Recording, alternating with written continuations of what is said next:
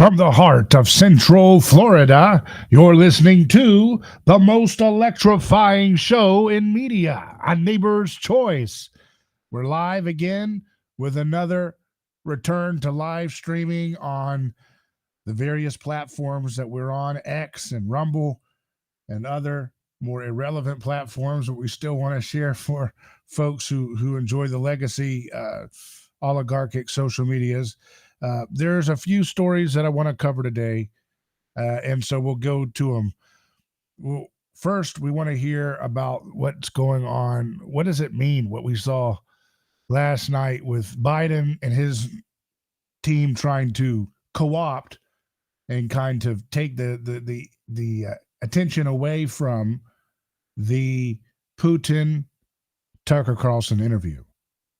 They wanted to kind of, and so it's very interesting how, when you have a uniparty, when you have a bureaucracy that runs government, when you have a bureaucracy that's unelected, that runs things, actually, very little power is actually afforded to those who are elected, as we see, that they are still taken care of as long as they're company men, right? And Biden has been a very faithful company man. He's been a very faithful company yes man for the oligarchs that have their tentacles completely wrapped around power in government in D.C.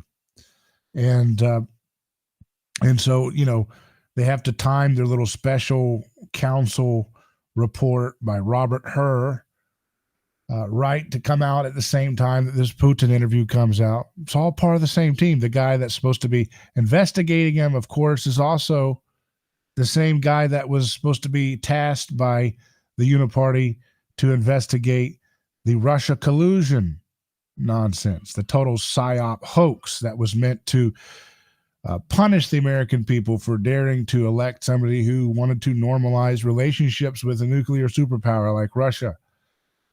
It was all a total disaster, but the guy who was tasked with that complete psyop was Robert Hur. So it's notable, interesting. It's notable and interesting, isn't it, that Robert Hur dutifully comes out with that with the special counsel report. At the same time, again, the narrative to get a better window into the world of Russia from their government's perspective is going to happen, right? So he's very faithful, Robert Hur, at stopping any kind of modicum of peace or normalization or understanding, even strategic empathy for Russia, whether it's the Russian collusion thing that he was involved with, protecting the FBI.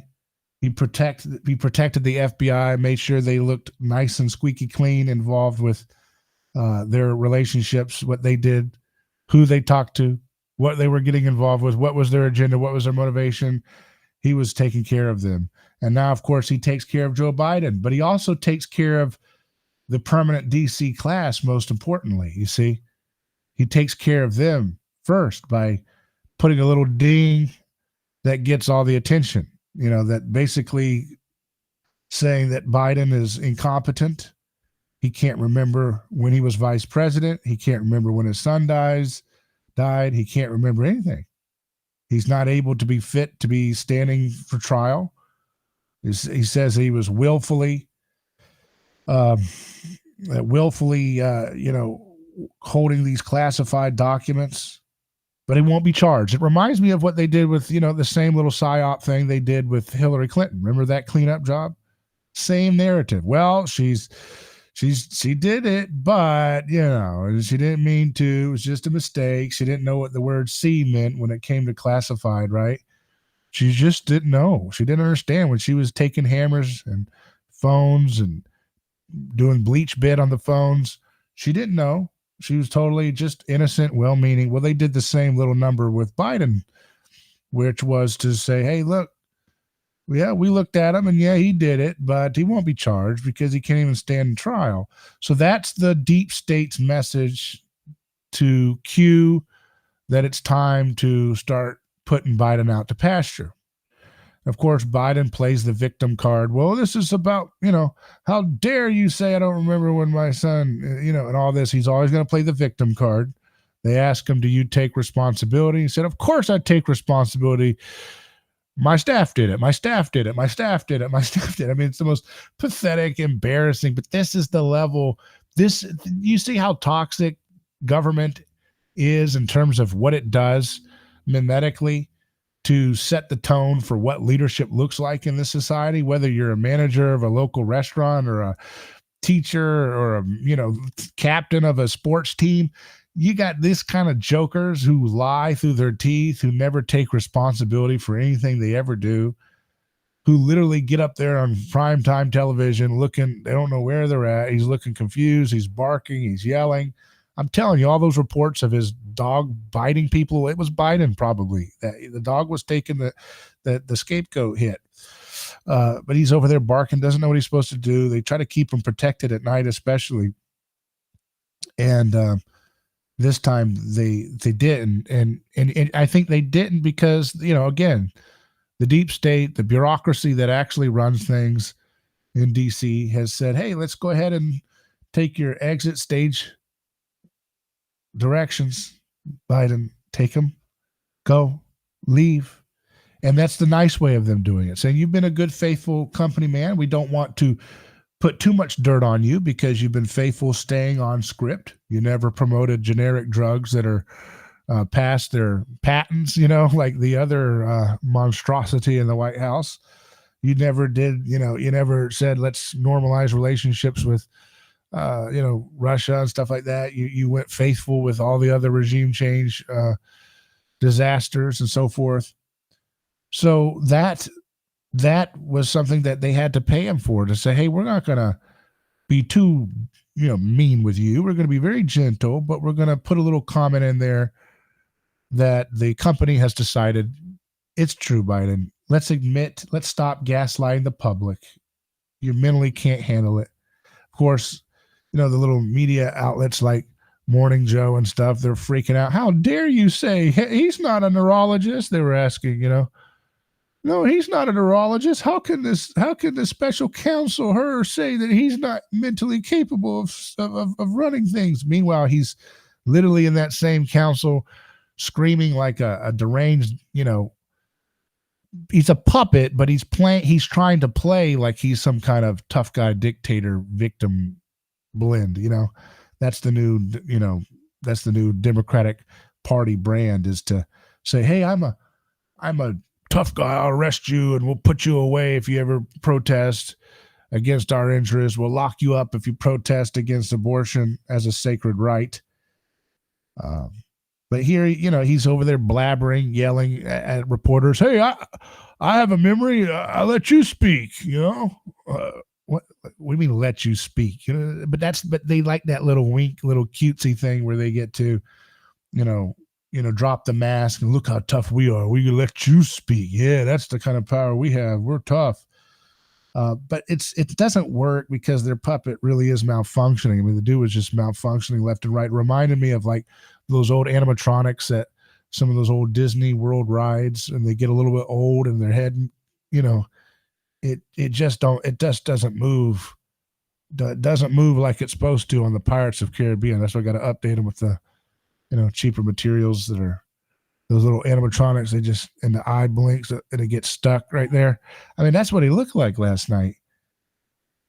And, he's screaming and yelling at people, raising his voice, saying, I'm not mentally retarded. Do not call me mentally retarded. I know what's going on. Hey, I'm not mentally retarded, he says.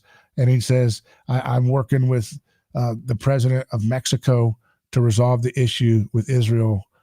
And it's like, what? He doesn't even, so he's just totally confused, mixing up Egypt with Mexico.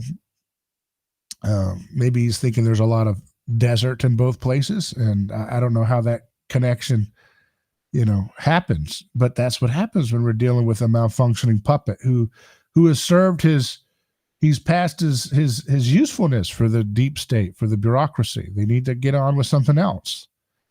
And so this is their way of trying to kill two birds with one stone, to say, okay, you need to get on out the door, but we're still going to take care of you so that, you're a faithful servant and we want to keep, as much blemish off of you as possible. So just, We're going to hit you, no charges, don't worry. But guess what? You're not getting charges because we're going to announce you are mentally retarded. And then all the media is going to come out, CNN and all these other outlets, and start saying, yeah, he is kind of a disaster, isn't he? Just right on cue. This is garbage, man. This is so fake.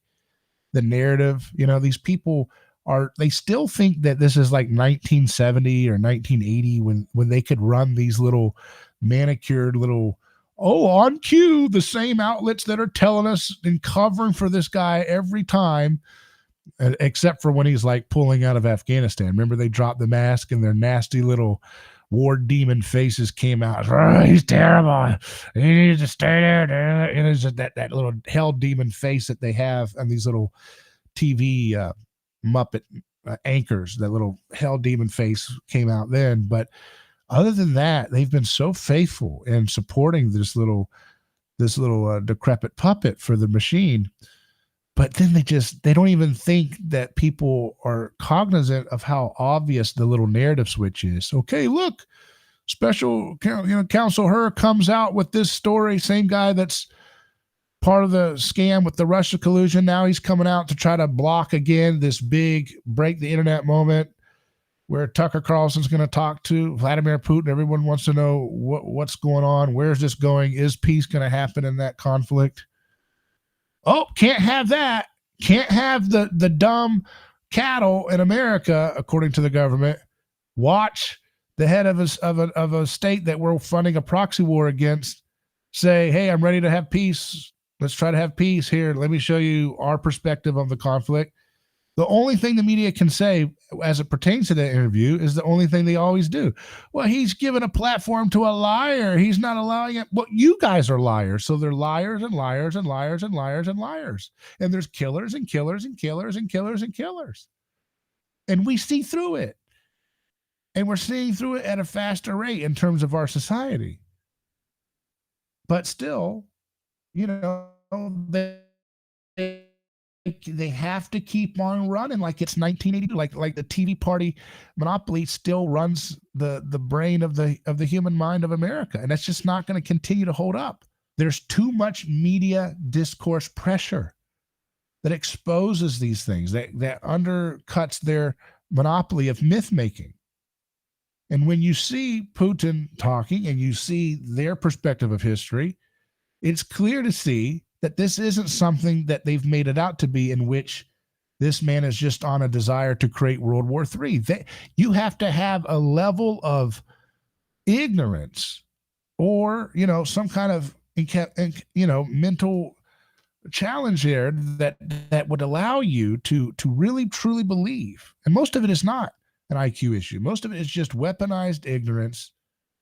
It's the kind of folks that watch NPR, and again, NPR says something neat about lava with a voice that's whispery and very official, and then they stick in, Putin wants to have World War III, or he wants to take over all of the world, and they think that if they give you a little random factoid about lava that may or may not be correct, but it sounds correct because it was talked about with such official sciences, right? That then they can just shift into the real meat of what they're there for, which is to reiterate weaponized ignorance onto people who are arrogant in their clinging to ignorance. And that's exactly the problem. The Democratic Party is the party of it's Dick Cheney and drag. This is a party that, it wants to continually present itself as some kind of maternal, very deeply caring and revolutionary minded. Let's just take care of all the underdogs. But it's increasingly apparent that their narrative is not able to be held with any regard by any kind of scrutiny. It just falls apart. You cannot continue to push people for a never-ending war when people can clearly see that the other side is not, aiming to take over the globe to have some kind of, World War III annihilation moment. But again, that's why they have to run out these little narratives at the same time. It's just a interesting thing, as it regards to in regards to Biden. I think what people have been saying is true, that and I've been saying this for some time, that they've had the use for him. He had a value. They needed somebody. It's like you got to understand this is all performance art or acting, whatever way you want to, whatever term you want to use it. It's the same thing that they're basically, they needed a guy who was out of central casting for that kind of blue collar, working class kind of Union Joe kind of vibe that they thought Trump was effective in peeling away, and that was Biden at the time. Similar age, working class kind of brand that they had put on this little puppet. They trotted him out. They did what they did in 2020 with him. He's in there, and he's really, his puppet machinery has broken down. They need to fade him out and put somebody else in, and this was their gentle way of doing it, and also trying to stop anybody trying to normalize the concept of peace and ending wars with Russia. So the military industrial complex owns completely CNN and these legacy outlets, MSNBC. It owns completely the Republican Party, the Democrat Party, and we're watching these little Humpty Dumpty narrative myth makers just scramble around as their myths keep shattering, and they can't put them back together again. They can't keep their power and aura intact. And so it's interesting to watch this stuff unfold. As it pertains to the interview, Tucker and Putin, I watched it. I thought, obviously they were going to, no matter what Tucker Carlson did, they were going to say that he was being a shill for Putin by merely talking to him. And it's the same thing that you see with, the Jesus and the story of Zacchaeus, right? Where Zacchaeus is this tax collector. He's considered in league with the Roman Empire, the occupiers, the enemies of the people that were of Jesus's community. And, it was considered to be taboo that Jesus would recognize the humanity of this person who was, by all accounts, an enemy, an oppressor, pillaging his own people.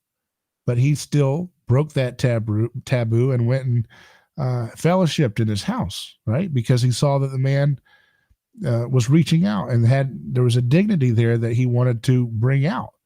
And he wasn't afraid of breaching taboo and social, alienation matrices that are designed to keep us all kind of in the same tit for tat, mimetic vortex.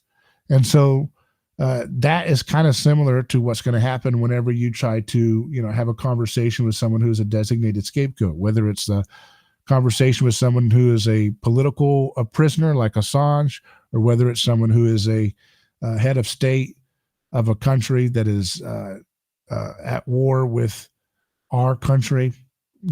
Anytime you try to bring a voice of peace and strategic empathy, that's going to be treated as a monster, as a heretic, as someone who's a scapegoat. It's just like, when you have a witch hunt, right? You're saying we shouldn't burn the witch? Well, if you're getting in the way of us and our witch, that means you must have witch vibes on you. You must have the stench of a witch on you. Wait a second. You must be a witch too. That's exactly what they do here with someone like Tucker Carlson. Oh, you want to talk to Vladimir Putin? You must be with Putin. You must want him to be in power. You must want him to have control. Total dumb thing. It doesn't hold up under the framework of the kingdom of heaven, where Christ is breaking through these nations and their ability to keep their little mythic games going. The propaganda stuff falls apart. And it's not just falling apart on the American side. It doesn't hold up on the Russian side. But the fact of the matter is that our culture is the one that has the power in terms of the military industrial, dominance with our dollar system, our whole thing. And so therefore our misuse and hijacking of Christ haunted tactics to maintain that power and that propaganda dominance, that is sowing its own destruction. The whole point, I want to continually emphasize this for you, is that when we talk about things like like going even back to the ancient atonement theory, ransom theory, this idea that Jesus was setting up a trap for Satan. God was setting up a trap so that if Satan went and tried to kill Jesus, the innocent man, that it would destroy and collapse his powers. Paul talks about this. I often mention it from Corinthians, his letter to Corinthians, where he says, if the powers had known what they were doing, they wouldn't have set up and killed Jesus Christ. Because this has unleashed this way in which the knowledge of the victim and the knowledge of the truth and the objective truth and the fact that we shouldn't be killing and we shouldn't be dehumanizing, it always breaks through societies that are haunted by that story. And societies that are haunted by and infected with the Gospels tend to get more political power relative to others. They get more technological power. They get more scientific power relative to others that are not as gospel infected. And therefore, their relative advantage in terms of size and influence around the globe ends up shaping the rest of the nations that are not as gospel infected because of whatever their course of history has been in terms of not fully saturating itself with the stories of the cross and Christ. So what I'm trying to say is that Putin's country is a Christ-haunted nation as well. So when he wants to try to, we got to do this war or lock these prisoners up, the gospel technology will infect and ultimately undermine the integrity of that project when it's being used to oppress the human person. Okay? That was, I thought, one of the most telling moments, from my show's perspective, was when Tucker Carlson asked Jesus, he asked about Jesus's words about do not, doesn't the Bible say do not kill, turn the other cheek? How do you square that if you're a Christian doing what you're doing with this war? And of course Putin said, well, we're not doing this in an aggressive sense. That's what America does. We're fighting in self-defense. But at the end of the day, that's still, even if he was right on that they didn't start it, you can certainly say, how does that justify imprisoning your own fellow citizens if they speak out against the war? How does that justify, doing the different things that they have done in their own domestic situation? That's for them to sort out. But at the end of the day, it will be sorted out because Christ is king, right? And he says, do not resist evil with violence. He says God desires mercy, not sacrifice. He doesn't put all these asterisks that justify, well, you can poison, kill, lie, murder, kill, whatever, because your oligarchs need you to do it or whatever. Like that's not how it works. And the more you try to, when you get that advantage, because what happens is when a society gets infected with Christianity and the Bible and the traditions and all the stories that come along with that and the sense making of the person of Christ, and it starts to saturate over a long time. It starts to inform its institutions, its stories about itself, its stories about who they are and what are the rights of a human and all these other things. And then the more it saturates, the more it they say the word cook, the more the gospel is cooking in a society, the more eventually it has an advantage because the gospel is a fundamentally demystifying force. It demystifies communities relative to communities that are not as gospel saturated. Demystifying allows for the flourishing of science, of things like infrastructure, of things like the rule of law, of private contract that is enforced with some level of high trust starting to develop relative to countries that are not gospel infected. And all of those things contribute to an increase in power in various different ways, an increase in prosperity. And then, of course, because human beings are free will oriented and open to fallen and tend to be fallen, with that advantage that comes with being gospel infected, they end up using it oftentimes for their own self-serving and, aggressive ways. And so all different nations are gospel infected. It's like, this is not a perfect way of measuring it. This is very imperfect, but just to kind of give an example, different nations have different levels of infections of the gospel in them, right? And it's hard. These are not things you can easily quantify to say, Well, nation A is, way more haunted by it than others. These things are kind of relative because every nation has its own way in which it receives the gospels, the time in which it receives it, the type of media technologies that are the entry point of the gospel into those communities makes a difference. Things, other factors like, geography, abundant natural resources, all those things are all factored into this. But this whole thing is going to be, your strength and your advantage as a nation is usually going to be relative to how gospel infected your nation is. But at the same time, it's kind of a trap if the nation that gains that advantage continues to use that advantage for wicked, ill purposes. Eventually, the gospel consciousness that's been cultivated through that process will collapse its own ambitions, will collapse its own overreach, and then there's a creative destruction that takes place when that nation's legitimacy is demolished. I know this might be a little bit abstract. If it is, let me know. If you have questions, ask me those questions. You can do so in the comments. You can do so by emailing me, hello@aneighborschoice.com. But it's very important for us to try to get this understood so that we understand the basic course of nations and why they are raging. Why are they being scattered to pieces? Why are they losing their propaganda machinery? Why do they have to come up with more elaborate victim-garbed,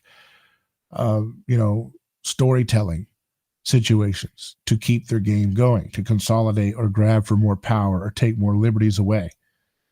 It's all understood once you get how the biblical anthropology that we find in Scripture is actually a kind of technology that can be used for great good things, but it also can be used as human beings. Again, it's like this. If Jesus heals your eyes, and you can then turn around and use that to have advantage over your friend who was blind too, to say, hey, let me help you, and I can guide you along the way.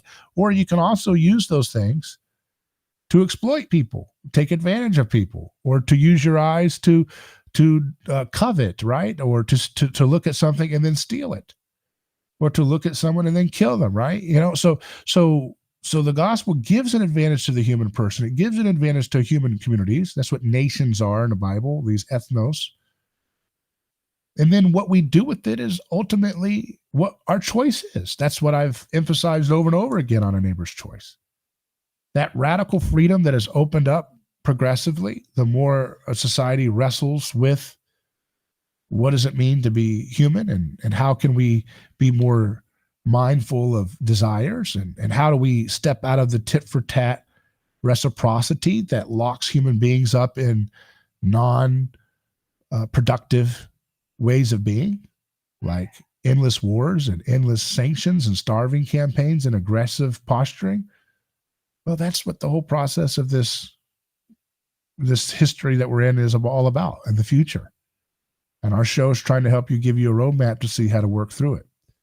So in that interview with Tucker, Putin talks about the reciprocity involved. Tucker tries to kind of get him there at the end to let to promise to let somebody out who's a prisoner from on the American side, who's an American in Russia, a Wall Street Journal reporter that they accuse of being a spy. And Wall Street Journal insists, no, he wasn't. And, who knows the details?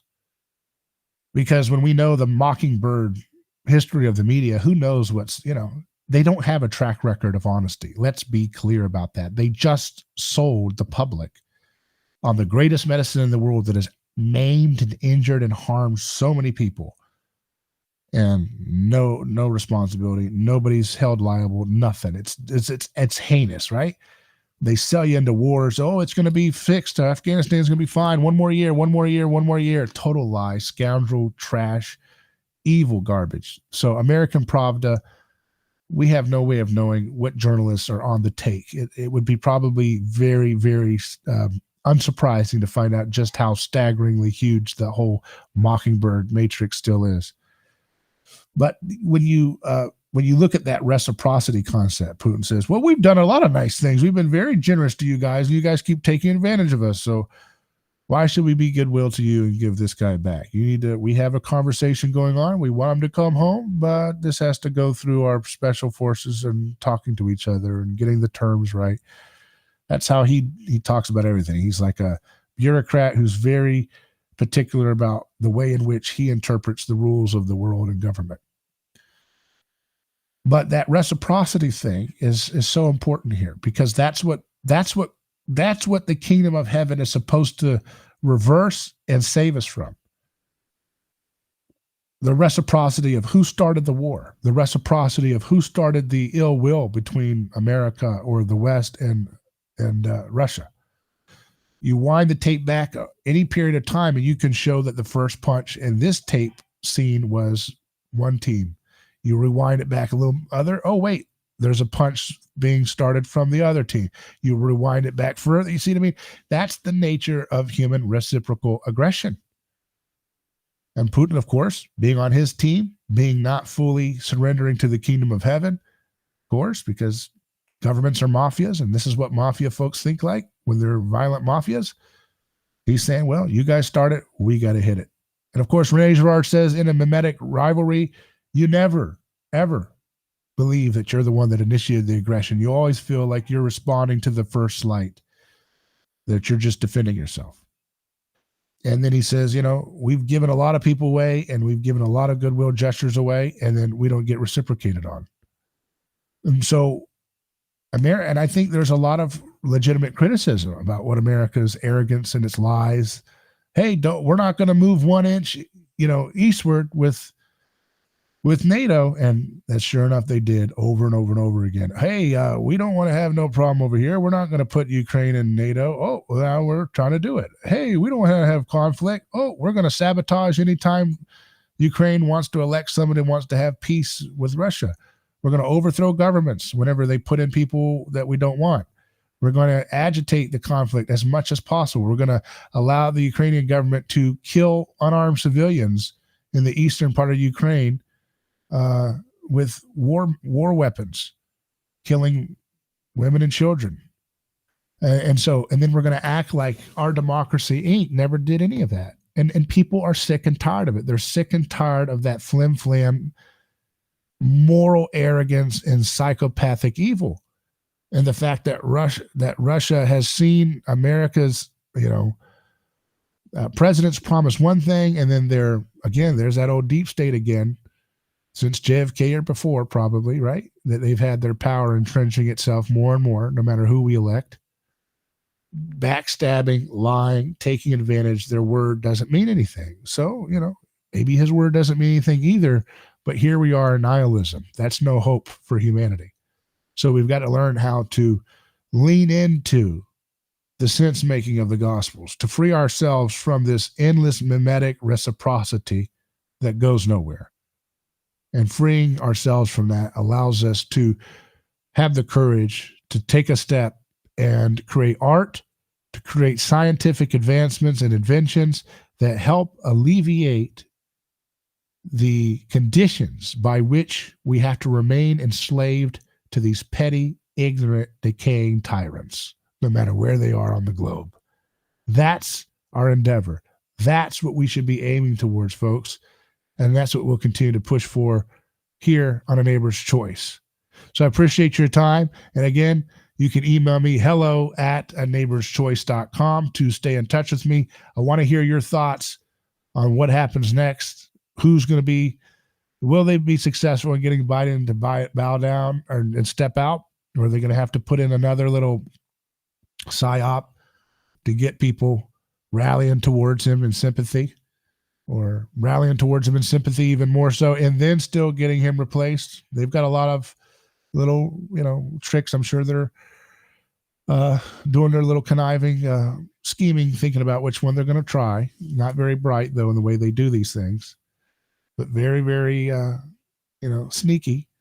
And, everybody's saying it's Michelle Obama. But, the problem with conservatives are they always are their, the worst enemies of anybody trying to advance beyond this tyranny, because they always They just chase. They're like a dumb little dog that's not very bright. You just, put a little laser pointer and boom, they fly off after that little laser pointer. Just here's the laser pointer. Here, look, Taylor Swift. She's a advocate of mediocrity and stupid, lame liberalism.